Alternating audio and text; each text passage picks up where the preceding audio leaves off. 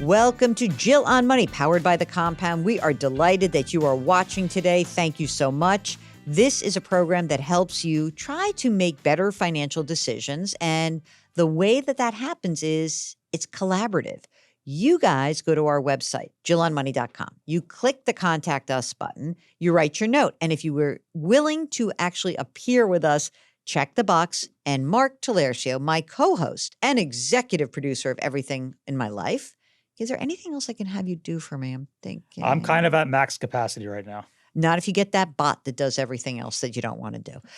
Mark is here with me, and Mark and I are both certified financial planners, and we have lots of fun doing this, and we are so happy and grateful for the people who make this show happen. We have Duncan and John and Daniel who are in the studio who are doing all the work. And Mark, you said after our first recording session here, you were like, oh my God, this is so great. I don't have to do anything.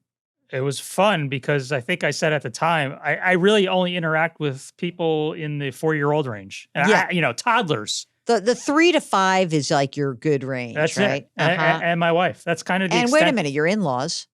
No, there's not a lot of interaction there. Do Duncan, John, or Daniel, any of you guys speak Italian? That would be good for Mark because he would have to practice his Italian. So Mark, I'm very excited because I'm going to bring our viewer in on this. It is Tom, who's on the line from Buffalo. And before we started recording, Tom, we said, hey, Buffalo, what's your favorite thing from Buffalo, Mark? My favorite thing from Buffalo, I actually was introduced to when I lived in Arizona. I stumbled upon, I don't remember, it must have been someone we had on one of the shows that I was producing, Ted's Dogs. And they originated in Buffalo, and they have a few shops set up in Scottsdale. Oh, that's so funny. So someone must have vacationed from Buffalo. Yeah, in Scottsdale. snowbirds, right, something. Right. Yeah. So now Ted's Dogs was like all the rage in Arizona when I was there. When I went for my first book, I think it was 2018, I went up to Buffalo, and the very lovely staff of WBEN Radio, which is a great station, they threw a party for me, and they took me around. Like I had just an amazing 30 hours in Buffalo. And when I left, they had this basket of stuff. Oh, and by the way, the wings were great. So one of the things in my little we are so happy to have you in Buffalo was this mustard that was beyond amazing. So, Tom, here's what happened.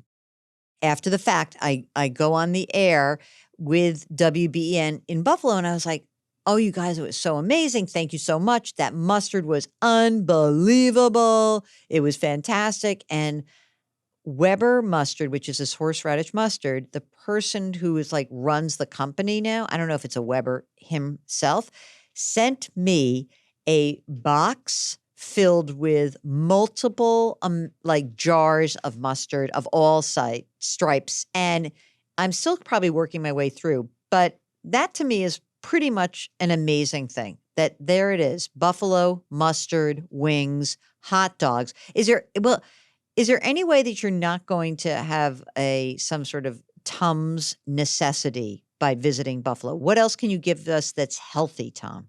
That's really all we have going for us. Because we've got snow 6 months out of the year. Right. So it's really you're hibernating. Yeah. So is Ted's Dogs, is that like a legit thing in Buffalo, or is it really just Arizona? No, Ted's has a bunch of locations around here. It's the hot dog they use is a company called Salen's, which if you're anybody from Buffalo, you know the name Salen's. That's the hot dog you have to get. And when you go outside of Buffalo, you generally don't eat hot dogs because they're not the same. Okay. Wow. All right. We got it down now. All right. So now that we've had the culinary delight of Buffalo, Tom, what brings you to the program? So I actually had a couple Roth conversion, backdoor Roth type questions because I don't totally understand it. And I know you're definitely the expert on all of this. So I have income-wise, I'll be at about 125 this year. Hopefully in the next year or two, I'll be at the point where I'll be hitting the kind of phase out for Roth contributions to a Roth IRA.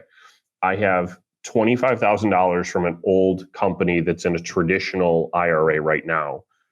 And from what information I've been able to gather as it relates to backdoor Roth is any money that's in a traditional IRA counts against you for that. So I wanted to know if it made sense to convert that money to a Roth IRA.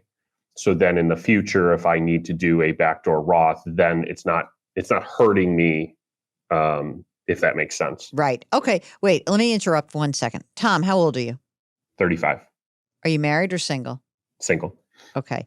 And do you have a current retirement plan through your current employer? Yeah, I've got about 225 in there, and I would say it's like 75% of that is after-tax contributions, and then 25 of it is pre-tax. Okay. And is the plan a decent one? In other words, is it offering you Fidelity. index funds? Oh, Yep. Fidelity. Okay. Yep. So let's make this very easy. Well, before I do that, tell us about any other money that you have invested. 225 in retirement. You said 3/4 of it is after tax or Roth, Yes. right? Yep. Okay. Yeah, What else so do you have? 225 with the current employer. I've got a 401k that I rolled over to another agency when I left my old job. That's got about 43 in that, and 25 of that is the traditional IRA that I had mentioned. Okay, I got it. And then I've got maybe $8,000 in I bonds, and then 35 in cash, and then a little bit in like a brokerage type account. But that's pretty much it. Okay, but fun. And then the only debt that I have is my mortgage. What's your house worth? I owe 168 on the mortgage, and I bought it for 187. But right now, I could probably sell it for maybe 225, somewhere in there. Okay. What's the mortgage note? What's the interest rate? 3%. Nice. I don't want to get rid of it. I know, right? Never moving. What else is going on in your life? Like right now, when you say on that 125, what percentage are you putting into retirement accounts? 125.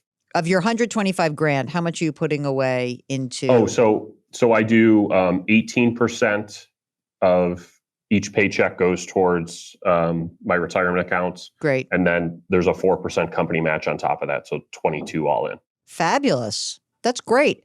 And part of the reason I had asked was I've structured it in a way where I should hit the limit, the IRS limit on 401k contributions this year. Mm-hmm. So I want to start putting money into an IRA because I'm finally hitting that limit. So I just want to make sure I'm structuring it in a way that makes the most sense financially.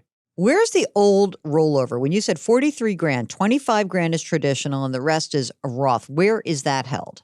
Schwab. Okay. Do you like that, like having that Schwab account? Is that important to you or not? I could take it or leave it. The company I work with, they do a lot of the stuff with our company that I work with. So the advisor that I met with a couple of years ago, I liked him and I liked his company. So I rolled it over to him because the fees were a lot cheaper than the place I was with previously. Okay. Makes sense. All right. So what else do you want to do in your life? What else am I planning for? We got your retirement. Give us a thumbnail of like the best of Tom. It was the best of times, the worst of times. What's the best of times for you? What's your game plan here? Well, long-term, my goal is to retire at or before the day I turn 60. So that in the back of my head, that's the goal there. Why is that so magic to you? I don't know. It's just the number I've had in my head since I was a kid that I'm done. Who thinks about it? What do you mean you're a kid? Come on. You should be thinking about the Buffalo Bills when you're a kid and not retirement, but okay. Yeah, it's too depressing. Oh, brother. Here we go. But the best advice my dad gave me when I was a kid was at least get the company match out of your 401k. So when I got my first job out of college with a 401k match, I made sure I at least got whatever they were giving me in the free money. And, I just want to have the financial freedom to, if I want to take a week off and go take a golf trip, I want to have that freedom. But you're not playing a lot of golf 6 months a year in Buffalo, I'll tell you that. No, unfortunately. Are your parents still alive? Yes. Okay. And they're doing okay? Yeah, my dad's retired. My mom should retire this year. And then I have two siblings. They both live out of town. But neither of those siblings require you to take care of them, right? Correct. Okay. Mark, any other questions that you have? You mean finance-related questions? Yes. Or food-related. Yeah, exactly. Or sports-related. No, I think this is a pretty easy solution. What would you like to do, Mr. Mark? Well, there's two options. Either you convert the traditional IRA right now, but on one hand, it's like, why pay taxes when you don't have to? So I would just roll the traditional IRA into your existing retirement plan, and that will, basically zero out the traditional IRA, and you'll be able to do backdoor conversions going forward. And we'll go over those rules in a second. But one other thing to add, since you're not like, oh, I love managing my money at Schwab, why not roll both of these accounts into your current plan? Take the portion of which is the pre-tax portion, roll it into your pre-tax account at Fidelity today in your current plan, and take the Roth portion and roll that into your Roth portion. And then you're managing it from one place, and you got one platform, Mark. The only reason maybe why I wouldn't do that is because he already has the Roth IRA open. So what? I mean, so are you saying move the stuff out of Schwab and close out Schwab? Exactly. Be done. Yeah, but he already has the Roth IRA open. He started the 5-year clock on that Roth IRA. Like all that stuff's taken care of. All right. So you want to leave the Roth? I would, yeah. Okay. All right. Then I'm not sure. Because I feel like if it were all at Fidelity, in other words, I'm going to have we're having like a mechanical question here. Okay, so here's the deal. You come to so I am looking at Ed Slott's beautiful retirement plan contribution. This is behind our paywall, but we're going to get Ed to come on. And let me just look at this. All right, so single or head of household. Next year rather, are you going to make a lot more than 150 grand? Probably not. And that's why I never understood, because it shows the phase out where like the range was like 138 to 150 something. Yep. And is it just a percentage? Like I never knew how that range worked either. So another reason why I'm here. Mark, yeah, I mean, I don't know the exact numbers off the top of my head, but it's like a partial phase out. It is, and it's 100. Now you're phased out completely at 161,000, which for 2024, it starts. The income limit for single for 2024 is 146,000. So he's not there yet, but I understand that he could be. All right. So here's the question: so once you hit the limit. Okay. You could obviously, if you're not making 146,000 for next year, won't be an issue. But if you're feeling like, wow, I got a bonus, I'm going to hit the limit, and I want to do a backdoor Roth, the rule is we have to get rid of that traditional IRA account. That has to go away, and we roll that into your current traditional 401k. Then what you could do is you will have to work with Schwab potentially to get this process started, whereby you put in money into a non-taxable IRA account. Non-deductible. I'm sorry, non-deductible, thank you. A non-deductible IRA account. And then it like flips over in about a second, like a day later or later that day, you roll it into a Roth IRA, and now you have a backdoor Roth. Okay, now, if the only reason why I was talking about Fidelity, Mark, is that I thought, is it easier for him to just have it all in one screen where he sees both his retirement account and that? I get it. I mean, he's young enough where it's starting the 5-year clock on the Roth IRA. It's not a big deal. I mean, you could close Schwab, open up a new Roth IRA at Fidelity. That's fine. Either way, it's fine. But what we would not suggest is that you actually convert the current 25, is that what we had? 25,000 traditional. I wouldn't add it to your ordinary income, and there's no need to do it because now you're going to have a minuscule amount of traditional retirement assets as you gather steam here. You're just not going to have a big number. And I think you're doing a lot of Roth. There's a funny question I have for you. Are we sure that he should be doing a backdoor Roth since he's doing all this contributing into a Roth? Should he just have a brokerage account? I mean, there's certainly an argument for that, especially given his aspirations for some options down the road. Sure. What do you think about that, Tom? So one question that I was confused on. So my broker had said if I'm going to convert it to a Roth, I would have to pay a tax on the traditional IRA. But if you roll it into Fidelity, because that's also a tax deferred account, that's where I'm not going to get hit on the income tax. And you are not. That's called huge. A direct rollover. And also, like, it's very easy to do. You contact your current provider, your Fidelity person. You say, I have an old IRA account. It's at Schwab. You give them all the information and I want to move it directly into the traditional. Make sure you don't mix, it's like not mixing liquors. Don't be drinking whiskey and then also be drinking, what's a bad mix with whiskey? I think it's like vodka. Liquor before beer, have no fear. Yeah. No, just don't mix it. And so you keep those monies separate, and then you can keep you certainly can keep the Schwab Roth if you wish, or you can roll it all in together and no one's going to be the wiser. And you're probably not even going to be putting money in. But there is a rule on this phase out, but I want you to also consider that instead of putting money in a Roth, whether it might make sense for someone like you, young guy, not in a high tax bracket, building up some of your non-retirement assets so that, maybe we're talking to you in 10 or 15 years and you say, I know I said 60, but now I really want 52 because life's so great. And in that case, having a brokerage account will help you out. Because then I can pull from that as opposed to 59 and a half. Exactly right. Gotcha. Exactly right. I mean, you're doing a lot of Roth savings right now. You're basically maxing out. Yeah. I mean, if you're putting 18% in, that's a lot. Are they matching in traditional or in Roth? My understanding when I've asked HR is they match in whatever form you put it in at. Okay. So they would match in Roth as well. I think you got a lot of Roth assets. I do. I mean, I think this is a very good story. And I can convert the Roth IRA as long as it's going to an account of the similar type. I've already paid the tax at my employer. Yeah. Gotcha. So there's no penalties associated with converting that as well, if I choose to. Converting what? You mean just moving? Do you mean moving the one Roth to another Roth? Okay. Yes. So no conversion, but you can move that account, the Roth account, into your current Roth account at work. You would be the first call is, let me get on the line with someone from my current plan who's going to help manage the process of putting the money that goes in traditional, the money that goes into Roth and Roth, and so be it. That'll be done. I don't think you're going to be putting money into a Roth account for a few years, even if as a backdoor. And I don't even see why we would. No, I don't know why. I don't know why we would do that. You're putting so much money away. How much money do you have in excess cash flow?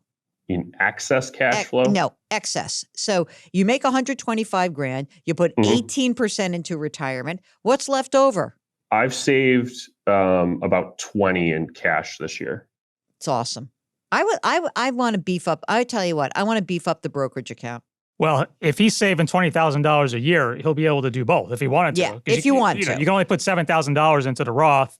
That would leave you with, another $10,000, $13,000 to put into a brokerage account. I mean, and I'm fine with that either way, but I just like the idea of having some money that's already been taxed that's accessible to you whenever you want. Tom's not staying single forever. I'll tell you that much, Mark. I got a sense about this guy. He's got a lot of money, got good cash flow. Feel like he's a good candidate to get fixed up. Are you clear on the backdoor Roth process? Explain. I think so, and that's why I wanted to ask the questions about it, because part of it too was if I hypothetically decide to change employers in the next year and there's a pay bump associated with that. Yeah. Is that something where then it makes sense? Because the information I've gathered from you and listening to for a long time is when you have the opportunity to do a Roth option with an employer as a savings avenue, that's the way you generally want to go. Definitely. Just because we assume taxes are always going to go up. Yeah. Yeah. So the first step would, basically getting rid of that IRA. So roll it into your current plan. And then, if the opportunity presents itself down the road for a backdoor opportunity, you won't have an issue. Right. Okay. And we just and that's called the pro rata rule for everyone who's watching. And it can kind of screw you up. So you can't have these orphan IRA accounts that you had from, 12 years ago that are traditional floating around, or else it makes the whole conversion process and backdoor process much more complicated and not as lucrative for you long term. Anything else that you have on your hit parade for what you think you want to do? Mark, you know what he was saying $8,000 in I bonds. I was like, oh yeah, I forgot I got $20,000 in I bonds. My I bonds are done. Long done. Wow. You just blew them out. Bye-bye. All right. What else you got for us, Tom? I think that was pretty much it. I mean, short term, probably get married the next probably 2 to 3 years, I would guess. Wait a minute. Is there a girlfriend or a boyfriend? Girlfriend, yeah. Okay. All right. Well, you're We're going to not get some cash. Yeah, I figured.